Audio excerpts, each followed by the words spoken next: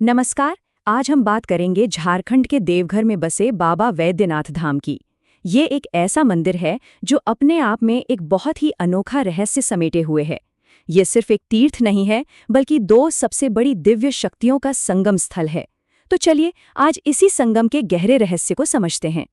तो देखिए, सबसे बड़ा सवाल यही है कि आखिर ये कैसे मुमकिन हुआ। कैसे भगवान शिव का सबसे शक्तिशाली स्वरूप यानी ज्योतिर्लिंग और देवी शक्ति का प्रतीक यानी शक्तिपीठ एक ही जगह पर स्थापित हो गए। वैद्यनाथ धाम की यही दोहरी पहचान इसे सबसे अलग बनाती है और आज हम इसी रहस्य से पर्दा उठाएंगे। इस जगह को ठीक से समझने के लिए हमें सबसे पहले इसकी इस दोहरी दिव्यता को जानना होगा, जो हिंदू धर्म की दो प्रमुख शक्तियों का एक अद्भुत संगम है। सबसे पहले वैद्यनाथ धाम 12 पवित्र ज्योतिर्लिंगों में से 9वें स्थान पर आता है।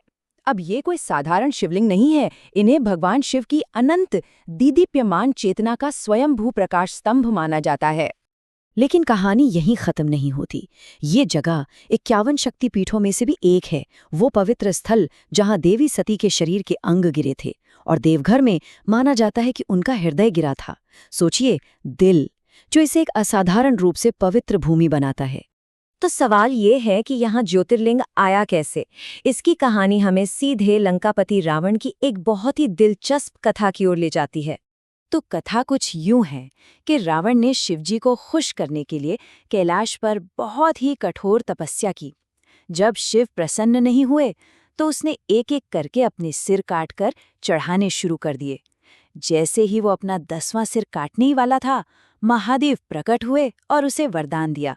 रावण ने वरदान में उस ज्योतिर्लिंग को ही मांग लिया जिसे वो लंका ले जाना चाहता था। शिवजी इस शर्त पर मान तो गए कि अगर लिंग को रास्ते में कहीं भी जमीन पर रख दिया तो वो हमेशा के लिए वहीं स्थापित हो जाएगा। अब देवता तो ये बिल्कुल नहीं चाहते थे कि शिव की ये असीम शक्ति रावण के साथ लंका पहुंच जाए, तो उन्होंने एक दिव्य लीला रची। जल के देवता वरुण रावण के पेट में घुल गए, जिससे उसे जोरों की लघु शंका लगी। जैसे ही रावण धरती पर उतरा, उसे ग्वाले के भेष में भगवान विष्णु मिले और रावण ने शिवलिंग उन्हें थमा दिया। कहते हैं वरुण देव के असर से रावण इतनी देर तक लघु शंका करता रहा कि वहां एक तालाब ही बन गया, जिसे आज भी रावण तालाब के नाम से जाना जाता है। और इसी बीच ग्वाले के रूप में विष्णु ने शिवलिंग को जमीन पर रख दिया और बस शर्त के मुताबिक वो वहीं पर हमेशा के लिए स्थापित हो गया। लेकिन यहाँ एक और गहरा सवाल उठता है, भगवान विष्णु ने शिवलिंग को किसी और जगह क्यों नहीं रखा? उन्होंने ठीक उसी जगह को क्यों चुना जो कभी एक शमशान भूमि हुआ करती थी? इस जगह के चुनाव के पीछे एक और भी गहरा राज छिपा हुआ है। इस सवाल का जवाब हमें मिलता है दूसरी महान कथा में, वो कहानी जो इस मंदिर की शक्तिपीठ वाली पहचान की वजह बताती है, और ये भी कि ज्योतिर्लिंग को उसी शमशान भूमि पर क्यों रखा गया। ये कहानी शुरू होती है देवी सती के आत्मदाह से। अपने पिता दक्ष के यज्ञ में पति शिव का अपमान वो सह नहीं पाईं और उन्होंने खुद को भस्म कर लिया। उनके वियोग में व्याकुल शिव सती के मृत शरीर को लेकर विनाश का नृत्य यानी तांडव करने लगे। ब्रह्मांड को बचाने के लिए भगवान विष्णु ने अपने सुदर्शन चक्र से सती के शरीर के 51 टुकड़े कर दिए, जो धरती पर जहां जहां गिरे वो जगहें शक्तिपीठ बन गईं। और ऐसा माना जाता है कि सती का हृदय ठीक उसी शमशान भूमि पर गिरा था। उनके हृदय के गिरते ही वो अपवित्र भूमि एक पल में परम पवित्र स्थल में बदल गई। पर कहानी यहीं खत्म नहीं हुई। कहते हैं कि जब भगवान विष्णु ने उस हृदय का दाह संस्कार करना चाहा तो वो जला ही नहीं। तब एक आकाशवाणी हुई, सती का हृदय शिव के बिना अधूरा है। और तब जाकर श्रीहरि विष्णु ने रावण से मिले उस ज्योतिर्लिंग को सीधे माता सती के हृदय पर स्थापित कर दिया।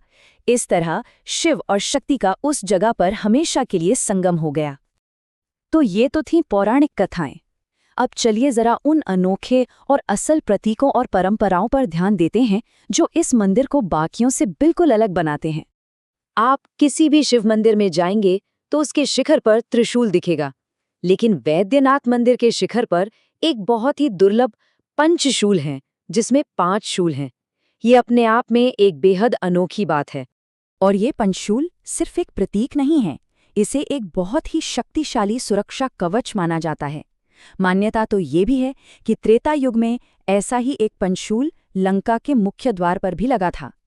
लोगों का गहरा विश्वास है कि इसी पंचशूल की वजह से ये मंदिर सदियों से हर तरह की प्राकृतिक आपदाओं से सुरक्षित रहा है। मंदिर का एक और रहस्य है चंद्रकांत मणि। कहा जाता है कि रावण इस चमत्कारी मणि को यहीं छोड़ गया था।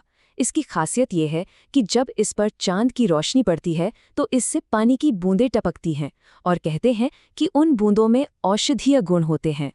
यहाँ एक बहुत ही अनोखी और दिल छू लेने वाली परंपरा भी है। भगवान वैद्यनाथ को जो नाग मुकुट चढ़ाया जाता है वो फूलों और बेलपत्रों से बनता है और उससे देवघर जेल के कैदी बनाते हैं।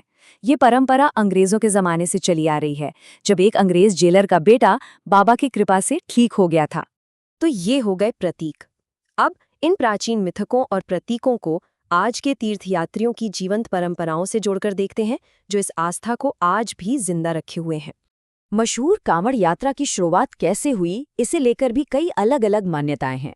कुछ लोग मानते हैं कि भगवान परशुराम पहले कांवड़िए थे, तो कुछ श्रवण कुमार को पहला कांवड़िया मानते हैं।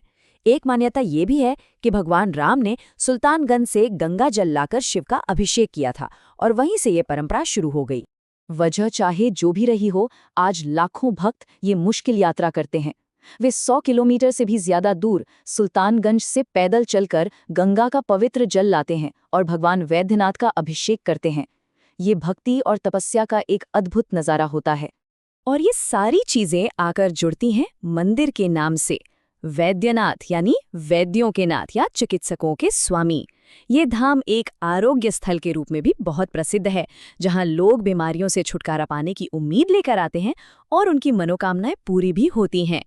तो आखिर में एक ही जगह पर शक्ति और शिव का ये अटूट संगम, जहां ज्योतिर्लिंग सीधे हृदय पर स्थापित है, एक भक्त के लिए क्या मायने रखता है? ये सिर्फ एक पौराणिक कथा नहीं, बल्कि ये सृष्टि के संतुलन का प्रतीक है। पुरुष और प्रकृति का, चेतना और ऊर्जा का वो शाश्वत मिलन जो हमेशा से है और हमेशा रहेगा।